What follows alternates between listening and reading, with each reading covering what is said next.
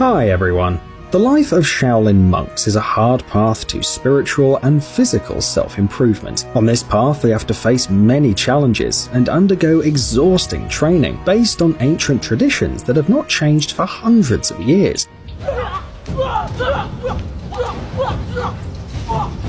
The monks train 7 days a week to perfect their skills. It's not easy to understand the essence of their lifestyle, but we'll try to do it anyway. So, why are the Shaolin monks so cool? Let's find out.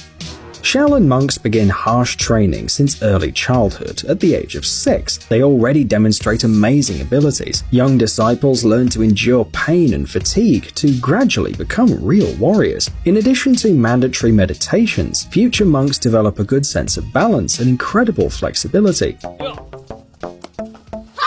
It seems that a person can't bend at such an angle. That's just simply impossible. You can't survive this exercise without any damage to the body, unless you're Mr. Fantastic or someone like that. The disciples literally twist into a ring, wrapping their bodies around pillars and even tree trunks. They also hang in this position for some time, and they don't fall. However, this exercise that looks more like torture is actually just part of Kung Fu training. According to the master, such exercises teach monks to endure any hardship and learn the intricacies of martial arts. We are sure that our viewers already know this, but just in case, do not try to repeat any exercise from the Shaolin practices. It can be very dangerous for your life. Seriously, every monk has been training for many years to minimize the risks to their body. For example, during this exercise, they hit their throats against a thick stick, and the throats are one of the most fragile parts of the human body. It took the monk 10 years to learn to ignore the pain and strengthen his neck along with the arms and legs. It seems impossible, but the Shaolin monks don't consider this a complicated technique. During the shows, they demonstrate how they can withstand a powerful blow to the throat with a stick, or even several of such blows. They say that one of the monks can even break the stick with his throat.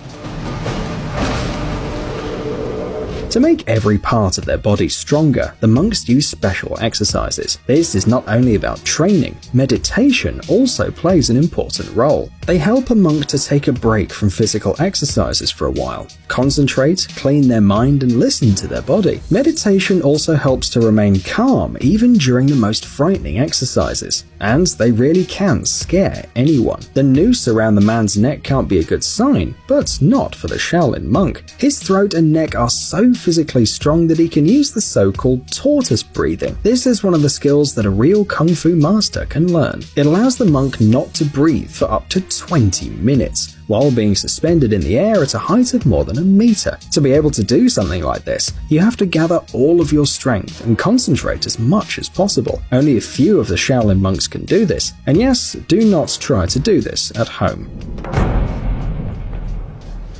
The legendary Shaolin monks bring their skills to perfection. For many years, they train not only their muscles, fists, and neck, but also their fingers. A special training technique is called diamond finger, or according to other sources, iron finger or Buddha's finger. Whatever the name, the essence of the exercise doesn't change. In the very center of the courtyard of the Shaolin monastery, there's a tree used for this exercise. Okay, there are actually several such trees, but this is not the point. The first step is relatively easy. Disciples press a finger on a hard surface. The pressure should be constant. Doesn't seem too challenging, but imagine how much patience and endurance you need for this exercise. The pressure is gradually increasing, and after a few years, the monks are allowed to practice attacks with fingers. After this training, these amazing warriors have no problem punching through steel sheets or supporting the weight of the entire body on 2 index fingers. Their fingers become as strong as iron. Some of the dentures in the bark of the tree are 5 centimeters deep. They say that after all these exercises, monks can use their fingers to break stones or seriously injure a person. Many people today find it difficult to climb stairs. In a world where escalators and elevators are everywhere, you don't always have to exert yourself. The Shaolin monks use the stairs in the monastery for training, and they don't just run up and down the stairs. No, that would be way too easy. The monks climb down on all 4s, and they do it amazingly fast. They don't touch the steps with their knees, only with their feet and palms, but still somehow manage to keep their balance. Don't try to repeat this exercise either, especially alone and on the steep stairs. Let's leave all the insane exercises to the really cool guys. Most people find it difficult to break glass with their bare hands as well, let alone with a single throw of a needle. It's easy to split it by accident, hitting it with a ball or a stone. Need you for a second.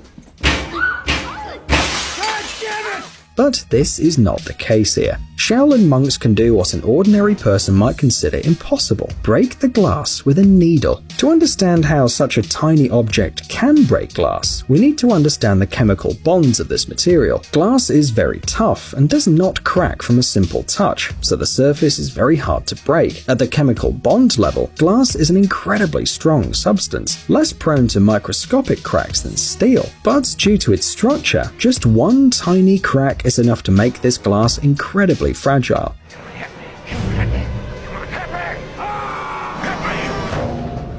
This property is used by the Shaolin monks. Another trick is not to bend the needle under pressure during the throw. This is not easy, but as you've already realized, the monks are not looking for easy ways. They throw the needle with great strength and speed while trying not to bend it. As soon as a rigid needle hits the glass and creates a deep crack, the force is distributed throughout the glass and it breaks. A needle pierces a balloon on the other side of the glass, and then it pops.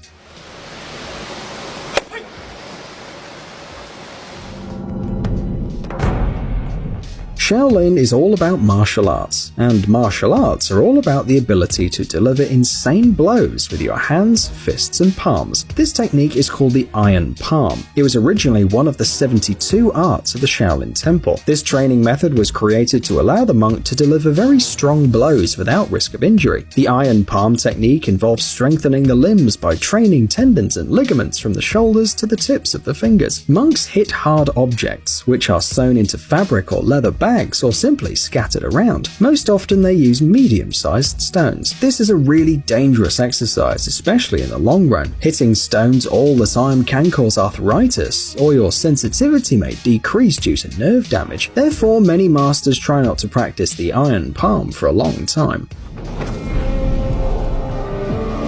Many Shaolin exercises look spectacular and intimidating. One of them is called an iron shirt. The internet has many videos where the monks lie on sharp spears as if this doesn't bother them at all, or they bend these very spears only with their neck. How do the monks do this though? Hard to say. Some argue that the whole trick is in some unrealistic training. The monks sleep on hard beds wrapped in soft fabrics. Then they hang a horizontal bar and dig a hole under it. Every day for 3 years, the disciple grips this bar with his hands and then falls into the pit flat on his body. Then begin to hit the disciples' bodies with sticks and even with a hammer. Which of this is true and what is fiction? Probably only the monks know for sure. Skeptics doubt whether these special skills are actually for real. Maybe all this is just a staged trick that can be performed by anyone who had enough preparation time. For example, the secret may lie in the spear itself. Props are the magician's best friend. Well, you get the point. These spears are not as sharp and dangerous as the real ones, and are created solely for the performance. On the other hand, many believe that years of dedication and training allow Shaolin monks to perform superhuman feats. Lying on the spearheads might just be one of them.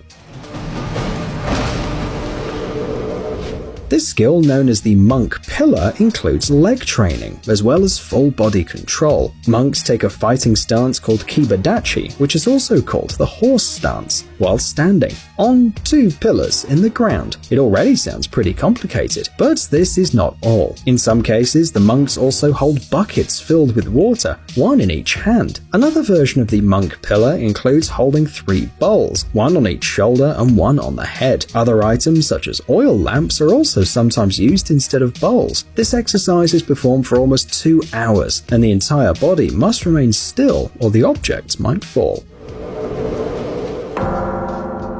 But what happens at the end, after many years when the training is completed and all possible skills are learned? Well, as in any educational institution, you need to pass something like a final exam to earn the title of a real master of the Shaolin. If the student fails, he can try again in 3 years. Each monk chooses his own style, for example a monkey style. Mastering such a technique requires strength, focus, and an incredible sense of balance, which not everyone can achieve.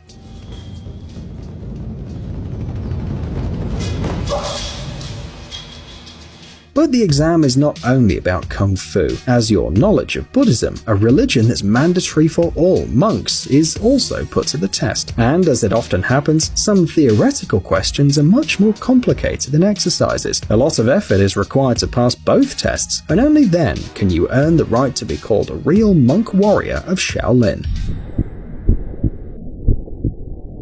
行，你这过了。